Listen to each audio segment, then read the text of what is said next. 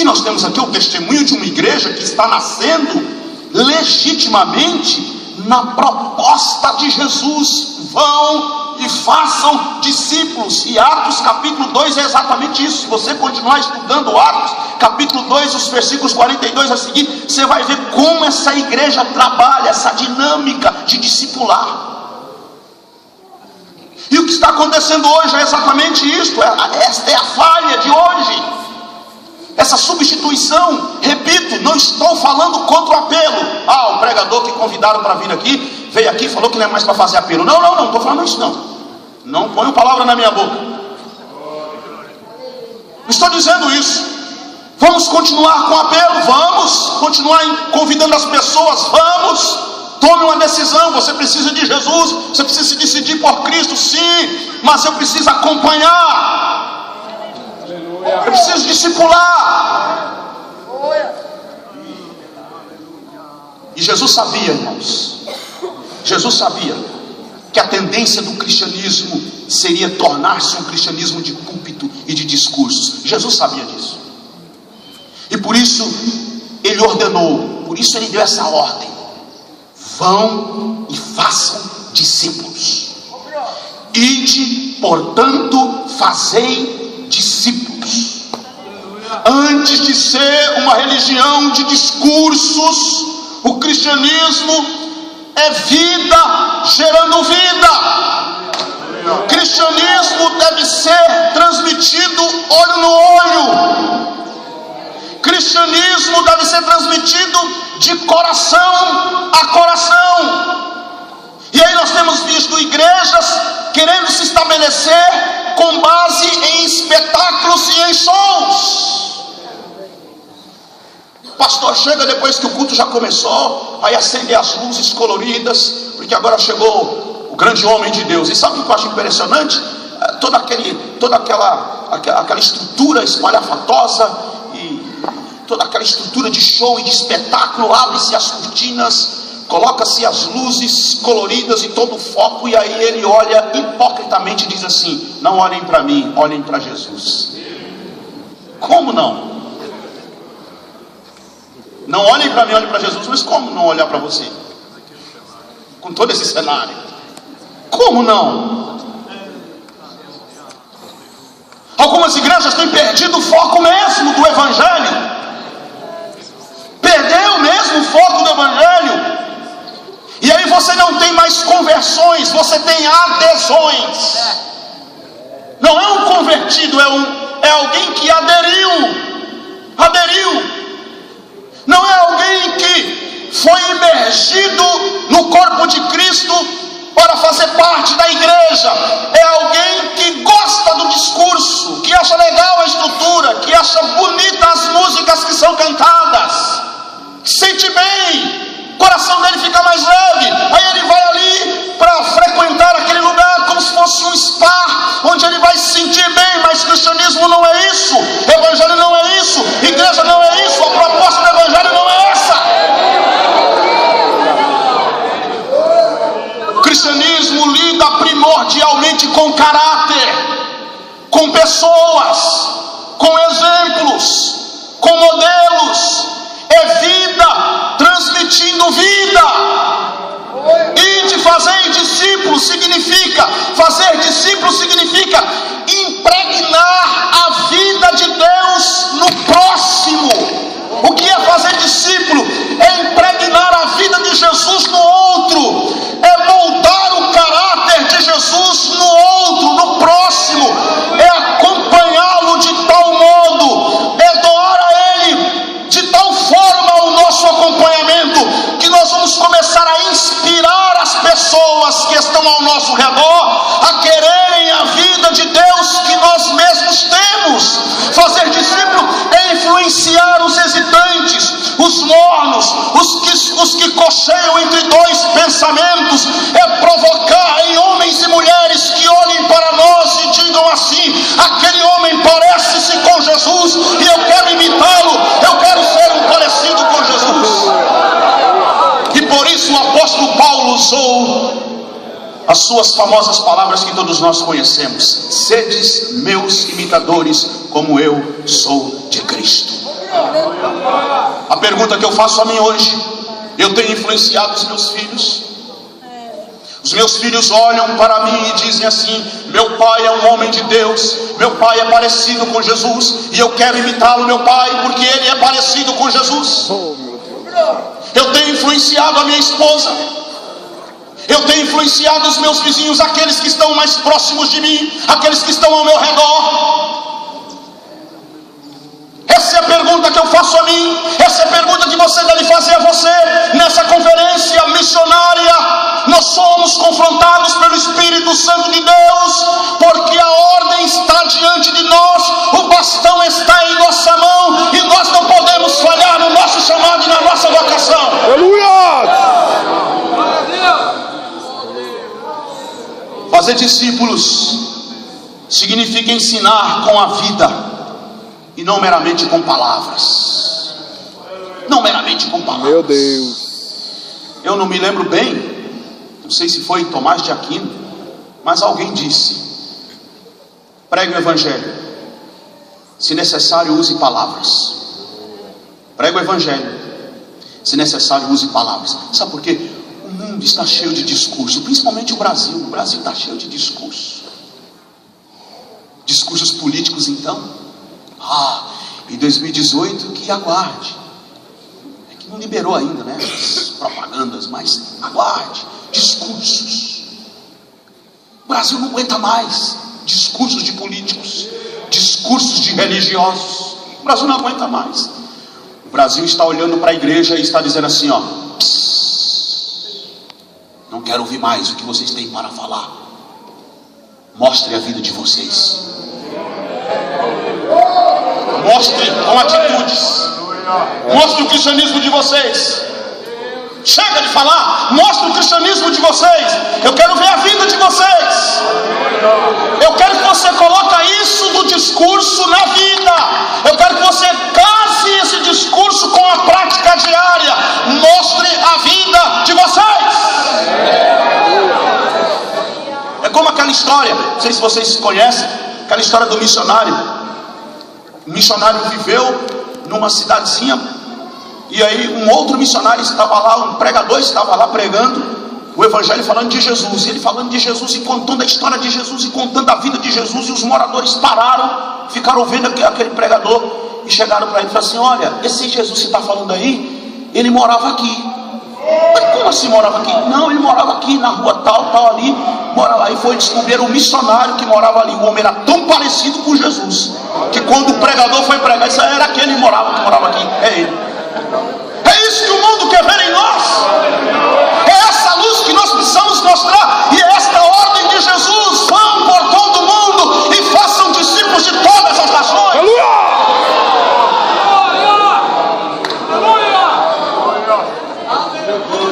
Nós não podemos substituir a ordem do discipulado. Queridos, é tão impressionante isso aqui, que eu já falei e repito. A própria Bíblia usa a metáfora do bebê, da criança que precisa de todos os cuidados da mãe. As mamães que estão aqui, dê um sinal com a mão. No dia que a senhora deu à luz ao seu filho ou à sua filha, ao seu bebê, nasceu a sua criança, aí a senhora olhou e disse assim: olha, 9 meses aqui, tá? Foi fácil. Agora nasceu? Pois é, o mundo é isso aí, a vida está aí, te vira. Foi assim? Obviamente que não. Todo cuidado. Agasalha o bebê porque ele não sabe se agasalhar sozinho. Alimenta o bebê porque ele não sabe se alimentar sozinho.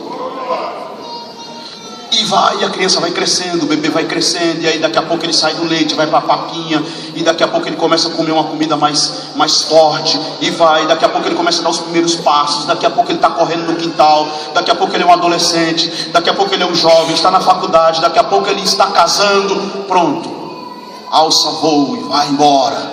E a mãe diz: aí está, meu filho, agora você é independente, agora você tem autonomia na sua vida, use o que você aprendeu, o que eu te ensinei, e viva a vida e seja feliz. Mas é na vida cristã. A pessoa vem perdido, sabe nem de onde vem nem para onde vai, abre a Bíblia, não no capítulo tal, livro tal, ele não sabe como é que mexe na Bíblia. Vamos cantar o hino 301 da harpa, ele não sabe o que é isso, harpa, e nem que número é esse, como é que canta isso.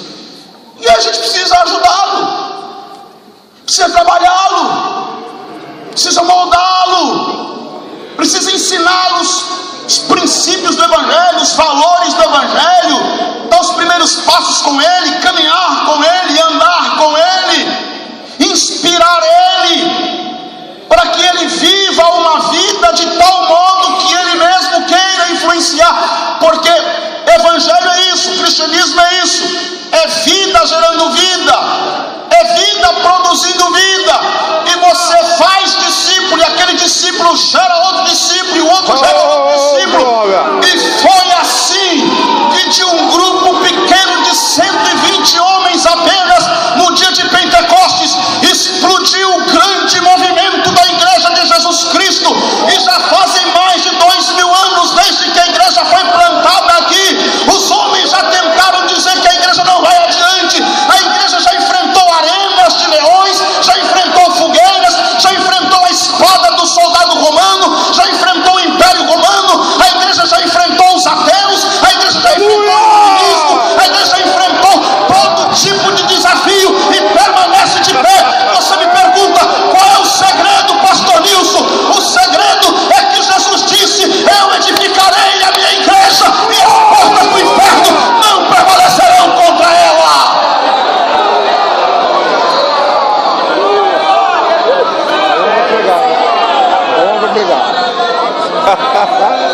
Oh, glória, aleluia! Oh, aleluia!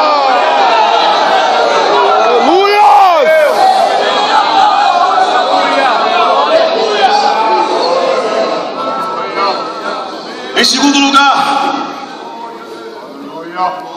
porque muitas vezes temos falhado como igreja e na nossa missão, porque confundimos a ordem do discipulado com proselitismo. É outro problema. Porque muitas vezes temos falhado, porque confundimos a ordem do discipulado com proselitismo. Versículo 19: ide, portanto, fazei discípulos. Mas tem uma pergunta aqui nesse ide, fazei discípulos, e a resposta não está explícita, mas está implícita, e a resposta é até meio óbvia. Ide, fazei discípulos.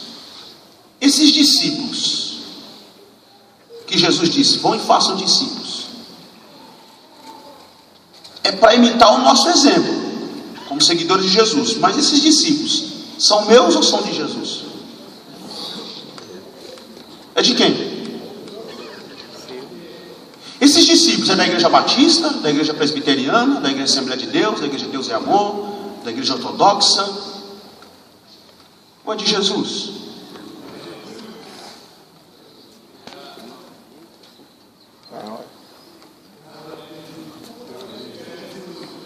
A igreja precisa entender que ela tem que assumir um compromisso desregionalizado.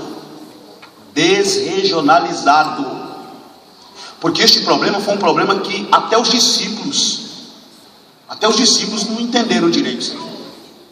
Até os discípulos. Jesus disse: ide, fazei discípulos de todas as nações. Sabe como foi que eles entenderam isso aqui? Que era para pregar só para os judeus, para os prosélitos, que eram os convertidos ao judaísmo, e no máximo, quando fosse para as outras nações, era para pregar para os judeus dispersos nas outras nações. Gentios não. Tanto que quando Pedro foi lá na casa de Cornélio, lembram disso? Deu o que fazer. Pedro chegou perante os judeus de Jerusalém, os irmãos de Jerusalém, e ele teve que dar testemunho de como foi que Deus agiu na casa de Cornélio, dizendo: olha, o Espírito do Senhor, o mesmo Espírito que veio sobre nós outrora, caiu sobre nós lá. O que tu ia fazer? O que vocês queriam que eu fizesse? Se o Espírito de Deus estava lá, o mesmo que caiu sobre nós outrora, caiu sobre nós lá, quem era eu E aí, a gente não explora muito isso, mas se você estudar as cartas de Paulo, Atos dos Apóstolos e o próprio Paulo, você vai ver que Paulo, primeiro ele enfrenta a dificuldade de ingressar com os irmãos, porque ele era um perseguidor implacável. Então alguém não acredita muito que Paulo se converteu. Depois que realmente ele se converteu, é legal, Paulo é um homem de Deus mesmo, agora a gente está convencido que ele é. Só que esse Paulo é estranho. Ele não quer obedecer às leis judaicas, ele não segue as nossas tradições. Pelo contrário, ele bate nelas aí, diz que não precisa de mais nada disso. Diz que em Jesus está todo mundo livre e pronto. E anda com judeus, com gentios, e prega para eles, e a mensagem que fica pregando para eles. Tinha uma certa... E Paulo enfrentou problema em várias igrejas com isso. Na igreja da Galácia, na igreja de Corinto, na igreja de Filipos. Filipos, que era uma igreja que você lê a carta de Filipenses, é uma carta assim tão suave, tão leve, tão bonita. Paulo escreve essa carta para fazer um agradecimento àquela igreja, uma carta de gratidão à igreja de Filipos. Mas mesmo assim, você vai lá na carta de Paulo aos Filipenses, Paulo está dizendo assim, tem muita gente entre vocês que eu já escrevi, e agora escrevo de novo até chorando, que são inimigos da cruz de Cristo. Inimigos da cruz de Cristo. Paulo escreveu. E os discípulos não entenderam direito. Então acham que é para pregar para os judeus. E a igreja hoje caiu na mesma tentação, no mesmo erro. Eu vou pregar aqui para você. Você aceita Jesus, mas olha, a igreja que você tem que ir é a minha. Se for para mim, que igreja você está indo? Não, você está indo para essa igreja, você está perdido. Você tem que ir para o caminho certo. Tem uma outra igreja aí, eu não vou citar o nome aqui por questão de ética, mas uma igreja antiga tanto quanto a nossa, na verdade mais antiga que a nossa, 1 ano, mais velha que a nossa, 1 ano, pentecostal, né? Os irmãos gostam do papel.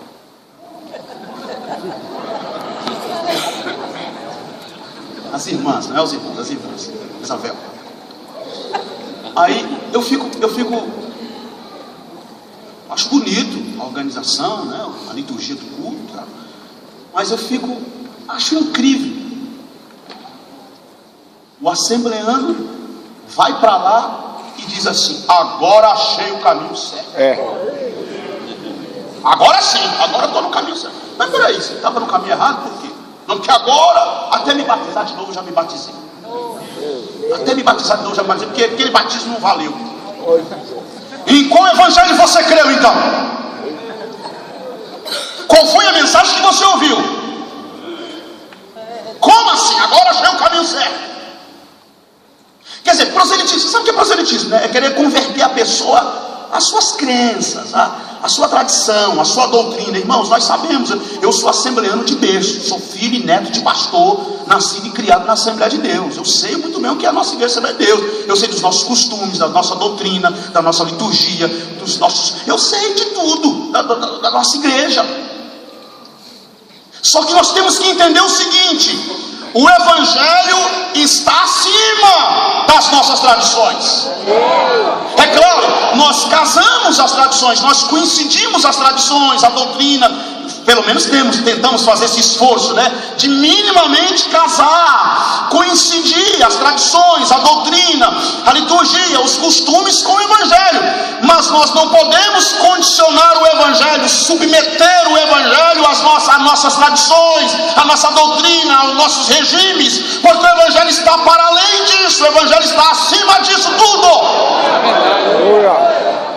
Então, quando eu vou pregar o evangelho, a minha preocupação não é converter a pessoa às minhas crenças, no que diz respeito às minhas tradições, à minha doutrina, porque pode ser que aquela pessoa nem vai se identificar com a igreja que eu congrego, pode ser que ela nem vai se identificar com a tradição pentecostal, que é a tradição a que eu pertenço, pode ser que ela vai para uma igreja tradicional, pode ser que ela vai para uma igreja ortodoxa, pode ser que ela vai se identificar com outro modelo de igreja.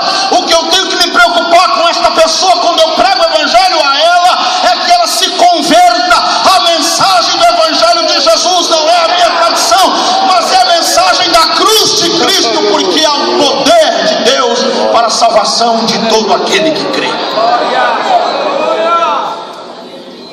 Que é poder de Deus para para a salvação não é a minha tradição e nem a minha doutrina. O que é poder de Deus para a salvação é o Evangelho. É o Evangelho. Nós substituímos muito, confundimos muito a ordem do discipulado com proselitismo.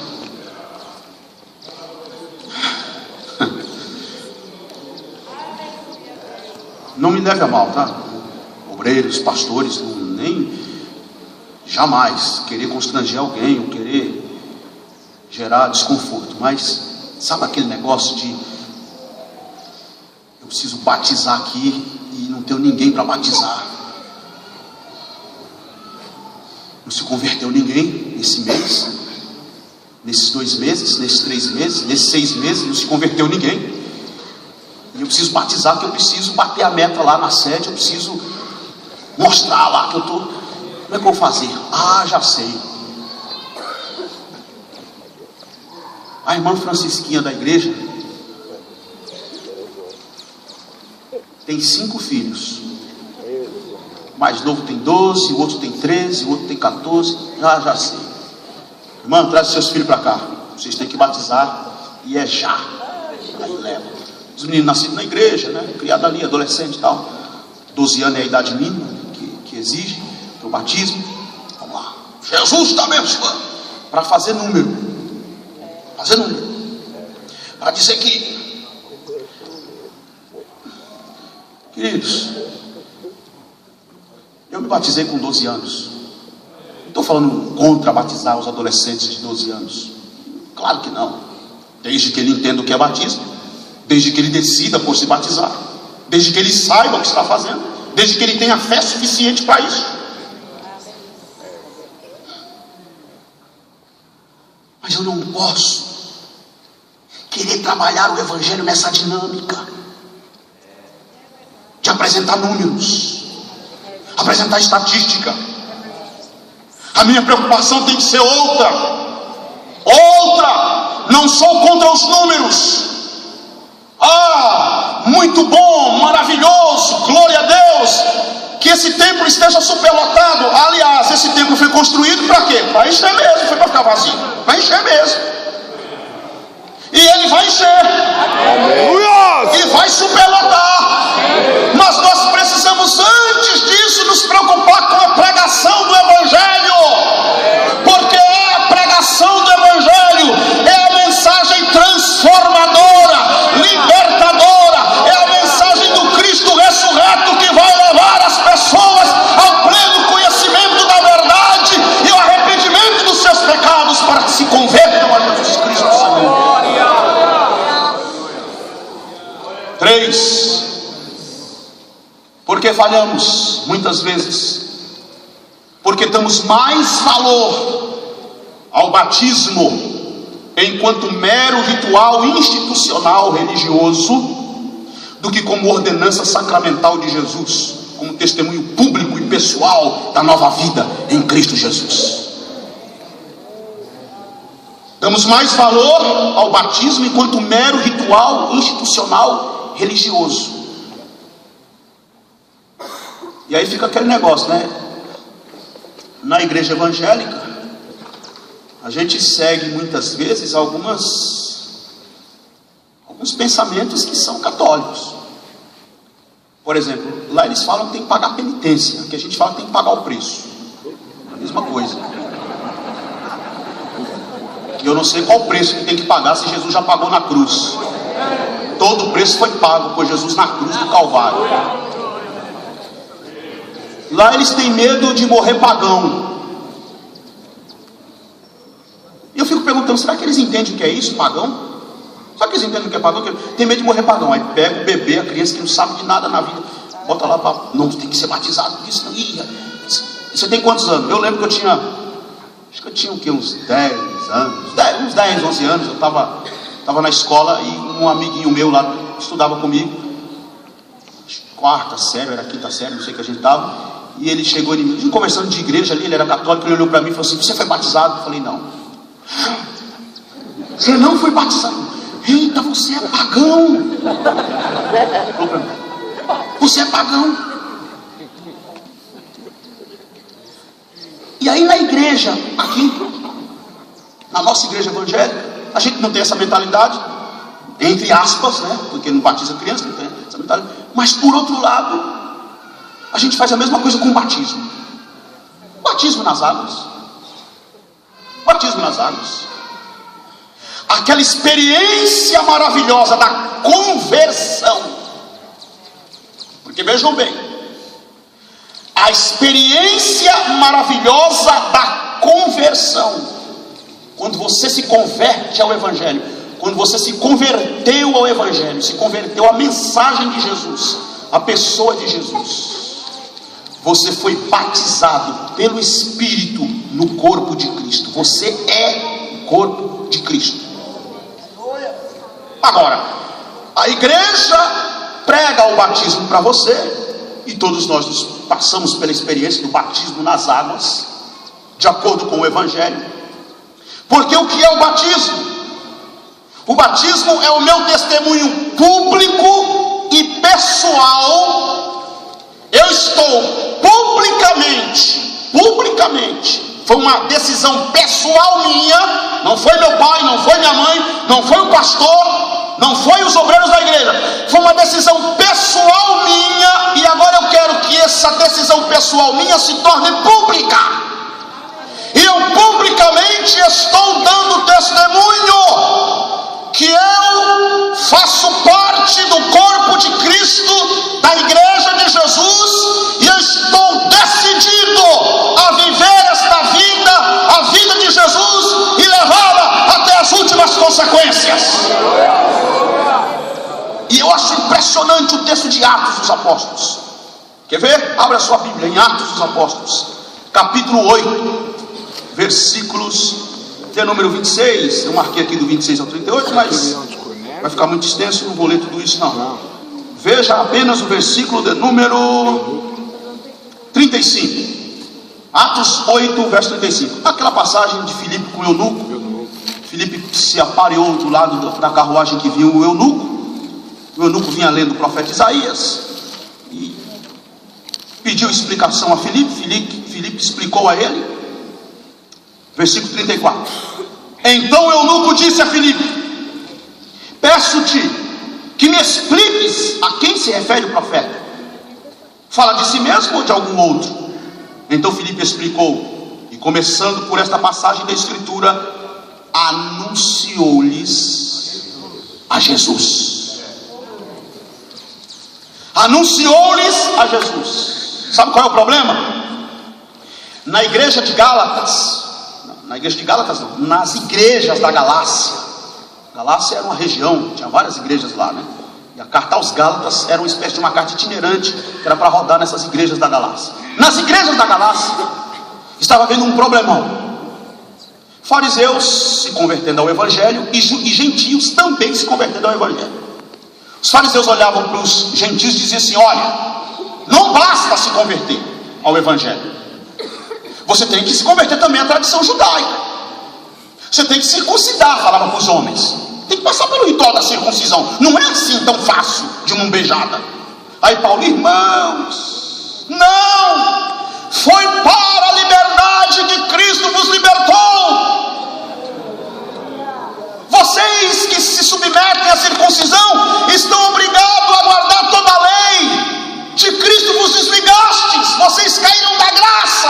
Quem submeteu vocês ao jugo da escravidão outra vez? Em Cristo somos livres. Paulo escreveu essa carta para tratar isso com eles. Qual é a lógica de Paulo? O que Paulo está propondo ali? Paulo está dizendo o seguinte: olha, qualquer coisa que você quiser associar à cruz, você não está diminuindo a cruz, você não está limitando a cruz. É muito mais grave do que isso, é muito mais complexo. Você está anulando a cruz. Qualquer coisa a mais, a cruz. Cruz mais circuncisão é igual a zero. Você anulou a cruz. Cruz mais copo com água em cima do rádio é igual a zero. Você anulou a cruz. Cruz mais campanha do sal grosso é igual a zero. Você anulou a cruz. Cruz mais a oração forte do apóstolo, do bispo, do pastor é igual a zero. Você anulou a cruz. Cruz mais batismo nas águas é igual a zero. É igual a zero, e é esse o problema. Por isso que eu pontuei aqui. Damos mais valor ao batismo enquanto mero ritual institucional, religioso, meramente institucional e religioso, do que como ordenança sacramental de Jesus, como testemunho público e pessoal da nossa nova vida em Cristo. O batismo, a cruz, não há nada mais a ser acrescentado àquilo que Jesus já fez. Nada mais. Tudo que precisava ser feito, Jesus já fez na cruz do Calvário. Nada mais. Nem o batismo. A cruz precede o batismo. Precede o batismo. O que é o batismo? O batismo não é um complemento à cruz. Senão o ladrão teria que descer de lá para se batizar. Hoje estarás comigo no paraíso. Mas olha, peça aí alguém dos teus amigos aí. Não sei se tem alguém, não sei se você tem amigo, que o outro está morrendo ali também. Mas dá um jeito aí, vê se tem alguém aqui para quando você morrer, pelo menos, na hora que tirar você daqui e jogar você lá dentro do tanque e batizar. Porque você vai estar comigo no paraíso, mas tem que batizar. Foi isso? Não! O batismo não é um complemento à cruz. O batismo não é algo que precisa. Tem a cruz aqui, agora precisa complementar. Está faltando um espaçozinho aqui, precisa complementar. Batismo para complementar. Não! A cruz é completa. O sacrifício de Jesus na cruz foi completo. Glória a Deus. O que é o batismo? Repito, é o meu testemunho público e pessoal. Eu decidi viver essa vida por Jesus e por Ele. E então eu tomo essa atitude agora. E eu vou diante da igreja, diante do pastor, diante do ministério. E eu desço as águas do batismo num ato simbólico de que a minha velha natureza, o meu velho homem, está sendo sepultado. E assim como Cristo ressuscitou, eu estou ressurgindo para uma nova vida. A vida de Jesus revelada em mim agora. E é impressionante como algumas pessoas reduziram o valor do Evangelho de Jesus e colocaram os rituais meramente institucionais, religiosos no lugar. Mas o texto diz claramente que Filipe explicou, começando por esta passagem da Escritura, e anunciou-lhes a Jesus. E agora veja, seguindo eles caminho afora, versículo 36, chegando a certo lugar onde havia água, disse o eunuco: eis aqui água, o que é que impede que eu seja batizado? E aí Filipe olhou para ele e disse: é lícito, se creres. Você crê? É lícito se crer. Porque se você não crê, meu amigo, para quê? É lícito se crer de todo o coração. E respondendo ele disse: eu creio que Jesus Cristo é o Filho de Deus. E por último, eu termino. Substituímos o ensino de Jesus quando não adaptamos esse ensino de acordo com as nossas conveniências.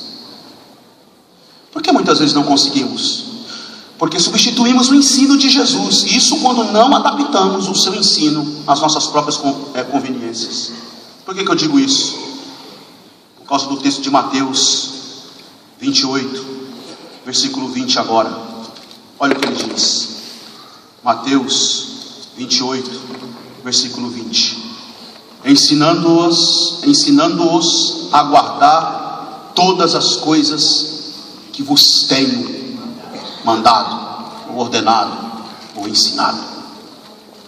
E eis que estou convosco todos os dias, até a consumação dos séculos. O que foi que Jesus mandou eles fazer? Discípulos. Mas como é que eu vou fazer com esses discípulos? Eu vou me cercar de homens e mulheres, vou me rodear de homens e mulheres, vou me rodear de pessoas, e vou falar o que para eles?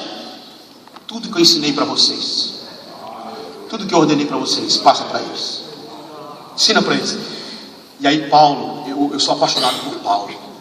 Paulo, quando está escrevendo a segunda carta a Timóteo, capítulo 2, ele diz assim para Timóteo: Fortifica-te na graça que é em Cristo Jesus. E o que de mim você ouviu na presença de muitas testemunhas, passa para homens fiéis e idôneos para também ensinarem os outros. A palavra de Paulo tem ressonância com a fala de Jesus. O que é que eu vou pregar? O que é que eu vou ensinar? O grande problema de muitos pregadores na minha geração, o grande problema de muitos pregadores nesse tempo, o grande problema de muitos pregadores do movimento evangélico brasileiro é que eles querem pregar coisa da cabeça deles, querem inventar as coisas, inventa descaradamente. E aí, para não ficar assim, para não dar muito na cara, joga na conta de Flávio José. O historiador Flávio José quer inventar as coisas. Querido, você não inventa a roda, ninguém vai inventar nada. Nós temos uma mensagem, essa mensagem já foi pregada há mais de 2000 anos. Paulo já falou sobre ela, os discípulos anunciaram, os nossos pais nos anunciaram. O nosso dever é unicamente repetir o que já foi falado, ensinar o que já foi ordenado. Vão, preguem o evangelho a toda criatura, façam discípulos de todas as nações e ensine-os a guardar todas as coisas que eu vos tenho ensinado. Será que é difícil pregar a mensagem da cruz? Será que é difícil repetir a mensagem do evangelho? Será que é difícil repetir o sermão do monte? Será? Mas é uma coisa hoje, né? Esse pregador vai pregar o quê? Um congresso desse, nós estamos esperando aqui uma apoteose, um negócio aqui arrebatador. O texto que ele leu, só pelo texto eu já sei. Servo de Jericó, Zaqueu, olha o que ele está lendo. Eu não sei que preconceito é esse, eu não sei que resistência é essa. Se a mensagem de Zaqueu, se a mensagem do cego de Jericó não fosse tão importante, se o evangelho não estivesse lá, com certeza não estaria registrado aqui. Mas eu creio na palavra de Deus, foi escrita para a nossa edificação, para a nossa inspiração. Eu tenho compromisso com a palavra, a igreja tem um compromisso com a palavra.